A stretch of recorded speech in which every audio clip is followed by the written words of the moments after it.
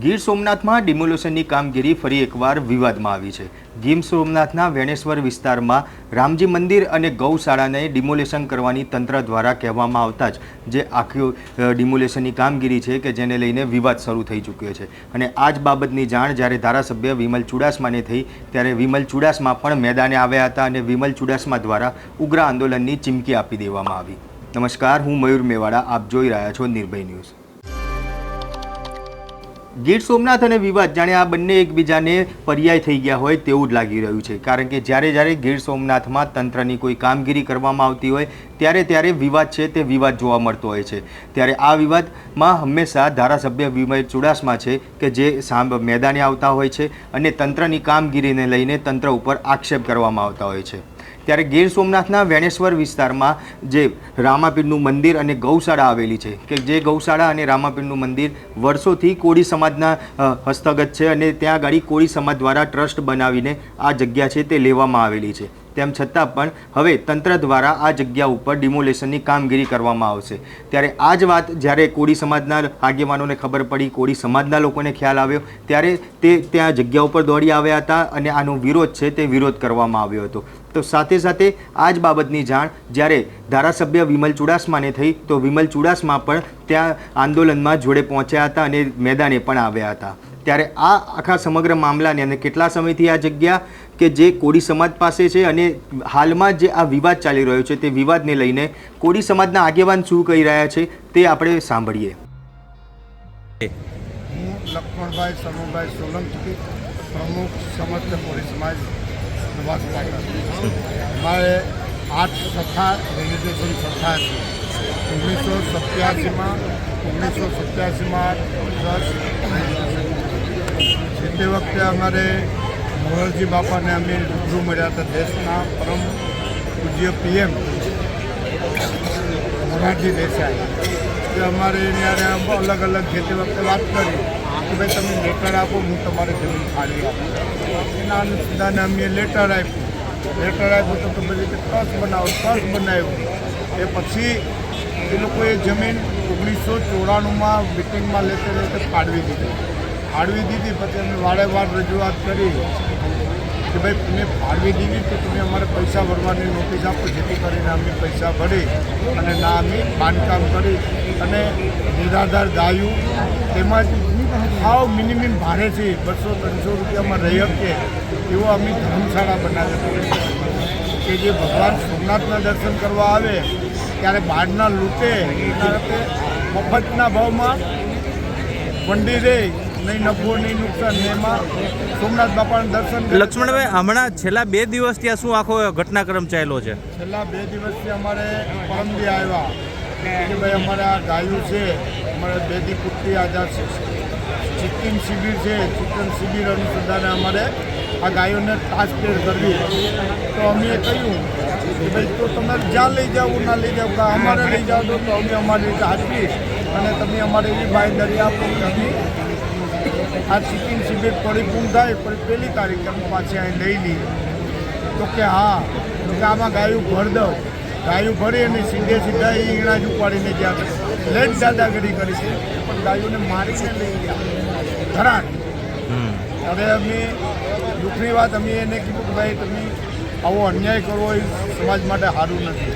ગાવ આપણે પગથી માથા લગીને આપણે હિન્દુ સરકાર છે, ત્યારે આના અનુસંધાને આપણે આ ગૌને મારવી અને ધરાલ લઈ જાવી અને તમે કહી કહો કે અમે ગૌ ભક્ત છે, ગૌ ભક્ત તો ક્યાંના ગૌ ભક્ત? એ પછી શું થયું? પછી લઈ ગયા પછી અમે 50 ગાયું કંઈક લઈ ગયા અને પછી બીજો દી આવ્યો અમારે કે ભાઈ અમારે કબજો નથી કરવો અને બીજે દી આવીને કે જેસીબી લઈને આવ્યા કે અમારે તો આ પાડવું છે કે ભાઈ પાડવા અમે દઈએ નહીં, તમારી વાતને આપણી વાત ચોક્કસ છે કે ભાઈ અમારે પાડવાનો કે કબજો લેવાનો નથી, અમે 1લી તારીખ પછી તમારી પાસે હોપી દેવાનું છે। તો એને અમારી ડેરીઓ ભગવાન જે અમારા ઈષ્ટદેવ ભગવાન રામદેવ ડેરીઓ પાડવું, આ ગૌશાળા પાડવું ત્યારે દુઃખની વાત અમારા માટે અને અમે એને અટકાયત માટે અમે આ બધા ડન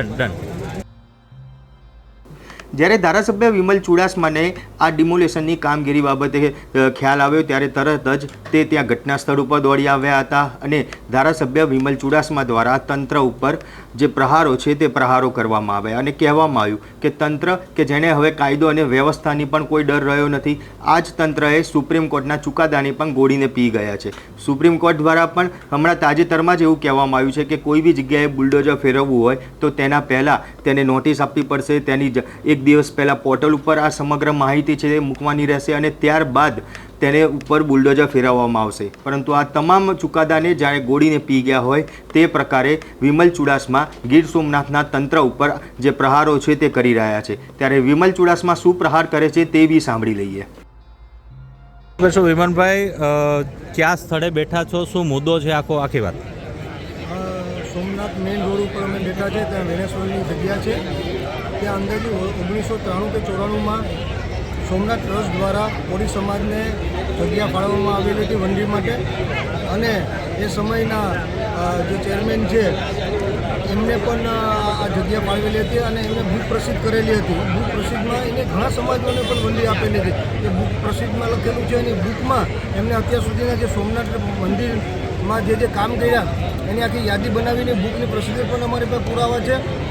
આ જગ્યા છે એ અંદાજિત 35 વર્ષથી કોળી સમાજ પાસે છે અને આ જગ્યા આપવા માટે એ સમયે 2 ટ્રસ્ટીઓની નિમણૂક કરવામાં આવી છે. આ ટ્રસ્ટીની તમામ જિમ્મેદારી છે આગળની પ્રોસિજર કરવા માટેની.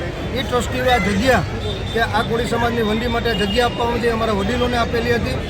એ પછી અહીંયા જે જગ્યા ઉપર છે જે યુવાનો છે એ બીમાર ગાય હોય તો જે બીમાર ગાયો હોય એની સેવા કરતા ગૌશાળા ચલાવે છે. કોઈ ગાય બાપાએ કીધું એમ જે ગાય કોઈનું મૃત્યુ થયું હોય તો ગાયને દફન વિધિ જે વિધિ કરવામાં હોય એ વિધિ કરવામાં આવતી હોય છે. અહીં રામદેવપીર મહારાજનું મંદિર છે. ત્યાં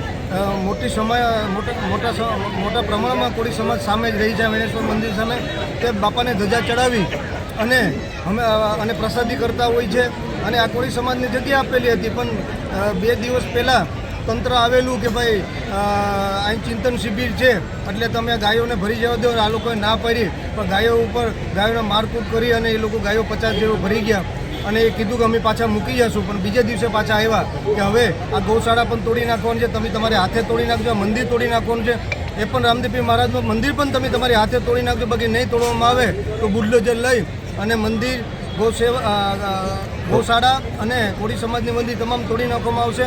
ત્યારે મને જાણ કરવામાં આવી. હું તુરંત રીતે અહીંયા આવ્યો અને જાણ કરી. ત્યારે ટ્રસ્ટના ચેરમેન ટ્રસ્ટના મેનેજર ચાવડાભાઈ પણ આવ્યા. એમને પુરાવા આપ્યા પછી એમને કીધું કે ઉપર વાત કરીને આપણે જાણ કરું છું. આજ પછી કાલ પુરાવા લઈ ગયા પણ હજી સુધી કોઈ જાણ કરવામાં નથી આવી. ત્યારે હું ખાસ કરીને કહીશ કે આ તંત્ર દ્વારા છેલ્લા 2 મહિનાથી બિનકાયદેસર હું તો કહું એને ગુંડાગીરી કરવામાં આવે છે. કોઈ ન્યાયતંત્રોનો ખોફ નથી. કોઈ બાબા સાહેબના આંબેડકરનું બંધારણ છે એ બંધારણને નેવે મૂકીને હાલે છે અને ખુલ્લી દાદાગીરી હાલે છે. મેં તમને કીધું કે પરમ દિવસે સુપ્રીમ કોર્ટે પણ હુકમ કરવામાં આવ્યો કે કોઈને પણ તમારે બિનકાયદેસર હોય પણ તમે શું પાડવા જાઓ, કોઈનું મકાન પાડવા જાઓ તો એને નોટિસ આપવી જોઈએ 15 દિવસની. જ્યાં નોટિસ ચીપકાવવી જોઈએ અને પોર્ટલ ઉપર પણ મૂકવી જોઈએ. 2 દિવસ એક દિવસ પહેલાં તો હુકમે છતાં પણ એને પરિસ્થિતિ ચાલી રહી છે. ત્યારે ખાસ કરીને તમામ કોળી સમાજને અને તમામ સમાજના લોકો ગોપ્રેમી અને તમામ સમાજના લોકો અહીંયા આવ્યા છે અને સમર્થન આપ્યું છે કે આ જગ્યા છે કે જે ટ્રસ્ટે આપેલી છે એ જગ્યા પરત આપવામાં આવે અને આની ઉપર કોઈ પણ ડેમોલેશન કરવામાં આવે. જો આગળની પ્રોસિજર નહીં કરવામાં તો ઉગ્ર આંદોલન કરવામાં આવશે. જે જરૂર પડે તો ગાંધી ચિંધ્યા માગે પ્રતિક ઉપવાસ કરવામાં આવશે. જરૂર પડશે તો અન્નનો ત્યાગ પણ કરવામાં આવશે. રસ્તા રોકો આંદોલન કરવામાં આવશે. અને એ સિવાય હું આ માધ્યમથી કહું છું કે સમગ્ર ગુજરાતમાંથી કોળી સમાજ અને કોળી સમાજ ચાલનારા લોકો અને તમામ સમાજના લોકોને બોલાવવામાં આવશે અને મોટી અહીંયા સભા કરવામાં આવશે અને જરૂર પડશે તો આખો સોમનાથ અને વેરાવળમાં એક મોટી રેલીનું પણ આયોજન કરવામાં આવશે. ઓકે.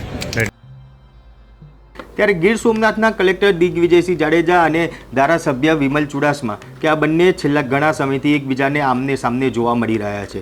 ચાહે દિગ્વિજયસિંહ જાડેજા હોય કે વિમલ ચુડાસમા એ બંને એકબીજા ઉપર હંમેશા પ્રહાર કરતા જોવા મળતા હોય છે. ત્યારે ફરી એકવાર જે તંત્ર ઉપર વિમલ ચુડાસમાએ જે પોતાના પ્રહાર છે તે કર્યા છે અને તંત્ર ઉપર આક્ષેપ છે તે આક્ષેપ પણ કરવામાં આવ્યા છે અને કે વિમલ ચુડાસમા દ્વારા કહેવામાં પણ આવ્યું છે કે જો આ ડિમોલેશનની કામગીરી કરવામાં આવશે તો આગામી સમયમાં આ ડિમોલેશનની કામગીરીને રોકવા માટે થઈને ઉગ્ર આંદોલન છે તે પણ કરવાની ચીમકી વિમલ ચુડાસમા દ્વારા આપવામાં આવી છે. ત્યારે વિમલ ચુડાસમાની આ ચીમકીને લઈને આપ શું કહેશો તે કોમેન્ટ બોક્સમાં જરૂરથી જણાવજો. તો સાથે જ અમારી નિર્ભય ન્યૂઝ ચેનલને લાઇક, શેર અને સબસ્ક્રાઇબ કરવાનું ભૂલશો નહીં. આભાર.